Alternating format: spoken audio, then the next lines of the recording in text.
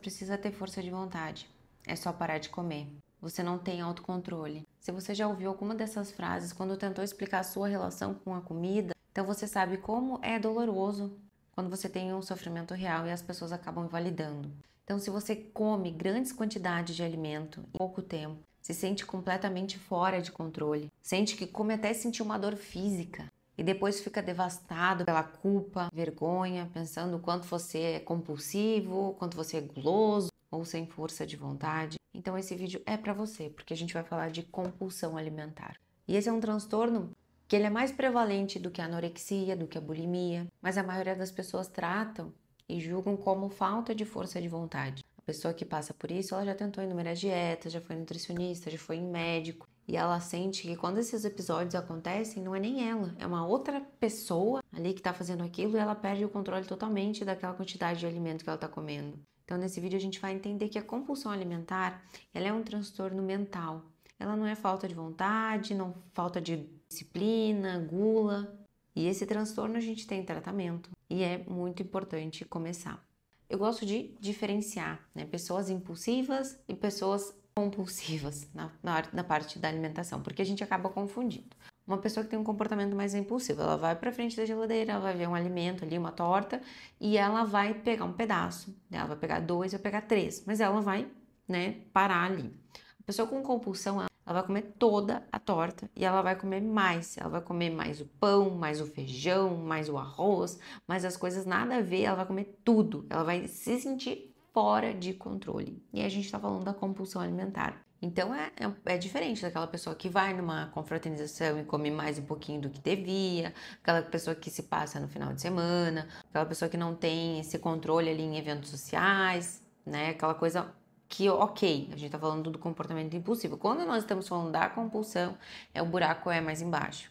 E quando a gente tá falando de um transtorno mental, nós temos alguns critérios para colocar esses sintomas e ver se aquilo é um transtorno mental. Então, esses episódios de grande ingesta, num curto período de tempo, sensação de descontrole, tem que estar presente pelo menos uma vez por semana durante 3 meses. Então, tem esse critério, tem o descontrole, a compulsão, comer grande quantidade, muita caloria, pouco tempo e sentimento de culpa e vergonha depois dessa situação. Às vezes tem aquela pessoa que ela até faz exercício e tudo mais, mas ela tem esses episódios. Ela carrega isso e carrega um peso também. Ela já vem ali com uma grande quantidade de quilos que ela vem ganhando há um tempo, mas às vezes ela até faz o exercício, mas ela tem consciência de que esses episódios estão fora de controle. E aí no cérebro dessa pessoa, os circuitos de recompensa eles estão desregulados. A gente tem uma neurobiologia alterada. Outros aspectos é que é um transtorno que atinge mais mulheres, tem uma prevalência maior que bulimia, que anorexia,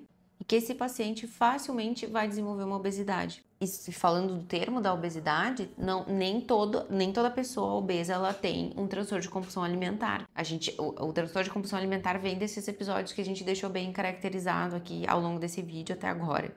Então a gente precisa falar desse impacto que é muito maior do que o peso na balança. Esse impacto mental, psicológico, esses episódios carregam muita culpa depois. O sobrepeso, o ganho de peso também influencia na autoestima daquela pessoa, na dificuldade de locomoção, no sistema mais inflamado. Então esse sistema inflamado, ele também vai ter uma produção de hormônios que não vão ajudar psicologicamente essa pessoa. Muitas vezes essa pessoa, ela, além de ingerir essa quantidade de alimento hipercalórico que faz muito mal, ela faz um jejum também. Às vezes ela faz essa quantidade de alimento e ela faz um jejum muito grande. Então esse corpo, ele não é bem alimentado, ele não é bem nutrido. Isso pode gerar um impacto até de concentração. A pessoa ali apresentando comportamentos de falta de concentração, cansaço extremo, pouca nutrição, um corpo inflamado. E emocionalmente a pessoa vive num ciclo, uma tensão imensa, uma compulsão imensa, um alívio temporário, uma culpa intensa, depois uma vergonha intensa, aí uma restrição intensa e toda a tensão de novo intensa. Então ela fica presa nesse sistema, psicologicamente isso é uma tortura. E a gente tem outros comportamentos ali envolvidos, que é comer escondido, estocar comida, evitar eventos sociais que tenham comida, mentir sobre o que comeu, alternar entre dieta extrema, compulsão e um isolamento social progressivo. E o impacto psicológico é imenso, né? Autoestima baixa, a pessoa se sente destruída, se sente com depressão, com ansiedade, se isola, perde a produtividade, um prejuízo imenso nos relacionamentos. Muitas pessoas desenvolvem depressão, sim. A pessoa chega ao ponto de desenvolver uma vida dupla. Ela é uma pessoa ali com as pessoas e quando ela tá sozinha, ela é outra. Publicamente, ela tenta manter uma aparência estável, de controle, e privadamente ela vive esse descontrole. E essa duplicidade gera mais vergonha, mais culpa. Essas pessoas, elas perdem um contato interno, né, com seus sinais vitais ali de fome. Elas não sabem mais se elas têm fome, se elas estão saciadas. E elas começam a comer pelos gatilhos, não pelas necessidades do corpo mesmo. E os gatilhos são psicológicos, né? Estresse, culpa, raiva, medo, ansiedade, mas também, né, até com alegria. Daí fica tudo misturado, vira um motivo. Até quando a pessoa tá feliz, ela vai recorrer sim a esses comportamentos. A gente tem um fator genético grande. Se uma pessoa da família tem um transtorno alimentar, é muito mais provável que alguém tenha, mas a gente tem todo um ambiente que colabora. Às vezes a criança vem desde a sua infância sendo alimentada com esse tipo de alimento, vivendo essas vivências culturais, sempre envolvendo comida, e muitas vezes ela vem ali de isolamento, de ela ter sido uma criança sozinha, onde a comida era uma conexão com alguma coisa, um preenchimento de algo vazio que ela sentia, de tristeza, um acompanhante, um amigo, vamos dizer assim. Porque olhando até outras questões psicológicas, a gente vê uma conexão com o perfeccionismo, né? Com baixa autoestima, uma dificuldade de regular as emoções, uma história de trauma, de depressão, ansiedade. A comida, em algum momento, virou uma automedicação para uma dor emocional muito intensa. E a gente não pode esquecer dos fatores culturais, né? De uma sociedade que busca esse emagrecimento extremo, essa preocupação com a aparência, uma pressão estética imensa, uma cultura que confunde as pessoas, né? Alimentos hiperpalatáveis, mostrando como aquela comida é boa, aquele restaurante é top, e ao mesmo tempo cobrança estética. Aí a comida é amor uma hora, daí a comida depois é inimigo. E a gente tem esse uso da comida ali como recompensa. Um fator de risco bem importante são dietas muito rigorosas e extremas, jejuns, que ativam muito a pessoa que tem o transtorno de compulsão alimentar. A pessoa vive ali uma restrição muito grande e depois vem esse episódio de compulsão. O corpo meio que se rebela contra aquela privação.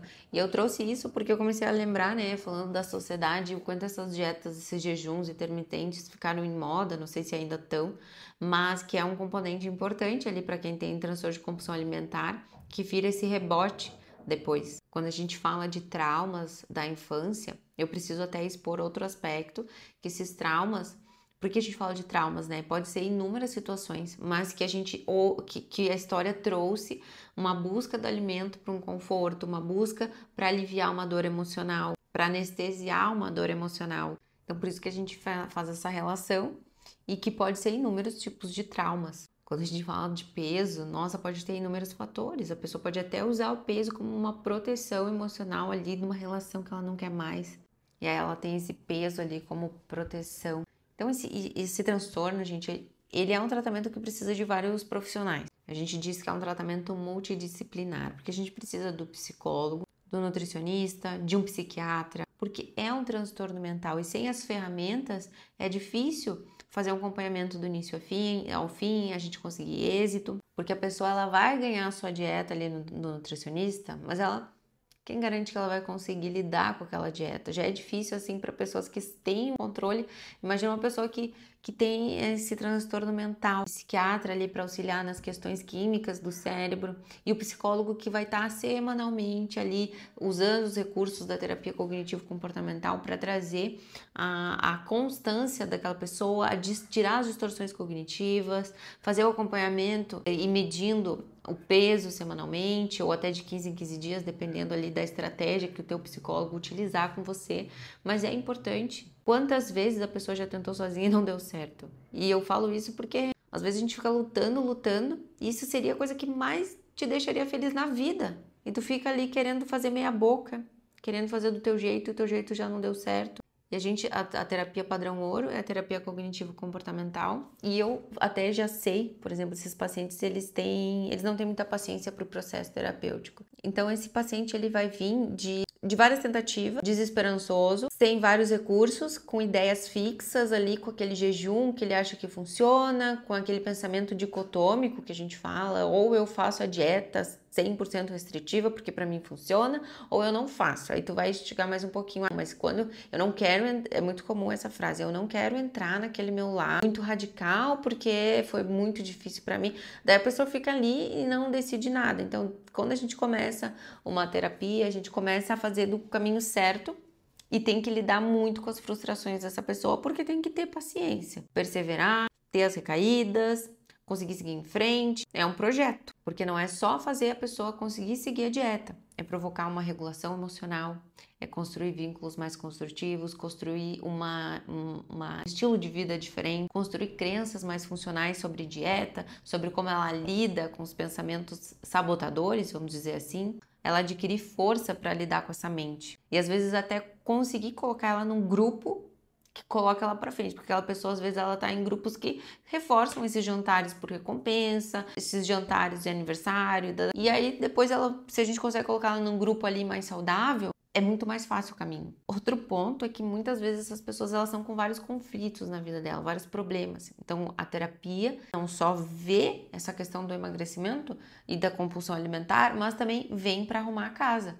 E nem sempre a gente consegue começar logo o processo do emagrecimento, o tratamento, porque a gente tem que arrumar a casa, a gente tem que arrumar dinâmicas, tem que consertar padrões disfuncionais. Porque tu acha que uma pessoa que tem dificuldade de dizer não, ela vai conseguir manter uma dieta, ela vai conseguir dizer que ela tá fazendo uma dieta, que ela não vai comer coisa que tu fez com o maior amor e carinho pra ela, tá? Então por isso que o buraco às vezes é mais embaixo. Então essa pessoa que tá aqui provavelmente já tentou alguma dieta.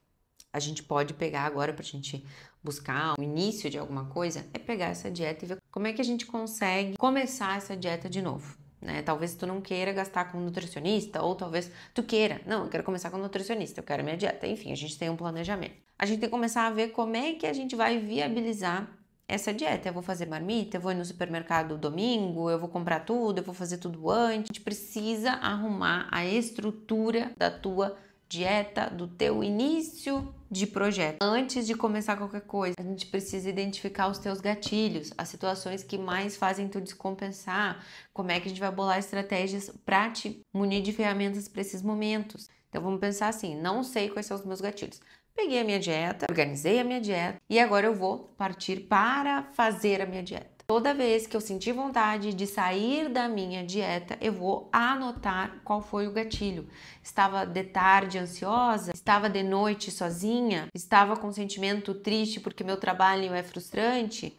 Eu sei que eu preciso fazer uma mudança de vida e eu não tô conseguindo? E aí esse início já vai te mostrar muitas coisas que tu precisa enxergar. A gente pode lidar até com essas emoções, fazer uma técnica de mindfulness nessa situação, observar essa emoção, observar ela como se fosse um rio, ela passando, observar o que ela quer te dizer. Mas eu sei que para o início é muita coisa. A gente precisa pelo menos ver aonde é que nós estamos metidos. E pode ser que tu me diga assim, olha, eu já fiz dieta, já funcionou para mim. Tá, esquece. Tu fez lá quando tu era nova. A gente tá em outra fase de vida, tu tem um monte de coisa para fazer, tem um monte de boleto para pagar, um monte de problema para viver, entendeu? A gente precisa te ver como a situação de agora. Hoje tu tem muito mais coisa para fazer, tu precisa de um corpo nutrido, tu não tem mais a mesma idade. E eu tenho inúmeras outras estratégias e técnicas, só que eu acho que nesse vídeo não cabe, porque eu acho que a gente tem que começar principalmente a lidar com essa parte suja, com essa parte bagunçada da nossa vida, porque a gente tem que ver os nossos gatilhos, os nossos comportamentos mantenedores de sintoma, os nossos problemas, os nossos comportamentos evitativos, a nossa rede de apoio, ou a rede que compromete tudo isso, o meu plano futuro, será que eu tenho plano de vida? Será que eu estou conseguindo enxergar qual é o meu próximo passo? Uma construção de manutenção de tudo isso, uma construção de prevenção de recaída, tem todas as etapas, mas de início, vamos ficar assim, vamos fazer esse combinado, vamos ficar assim nessa primeira parte. E se esse vídeo todo não te convenceu a entender que isso é um problema grave, que isso precisa de ajuda, ou até que tu precisa encarar isso como grave, porque muitas pessoas, né, até se convencem de tanta invalidação emocional que já tiveram, que se convencem que o problema é muito simples e muito fácil. É a pessoa mesma, ela se julga como uma pessoa sem controle, sem força de vontade. Então, se até aqui tu não te convenceu, eu tô aqui para te dizer, esse problema é grave. A gente precisa sim olhar e encarar esse problema com a tua pessoa de agora. Parar de tentar viver coisas do passado e trazer situações do passado e ver como é que a gente vai criar essa jornada agora. O meu nome é Julia Von Wurb, eu sou psicóloga, sou terapeuta cognitivo-comportamental. Se você quer fazer terapia, eu deixo os meus dados aqui embaixo. Beijo e até o nosso próximo vídeo.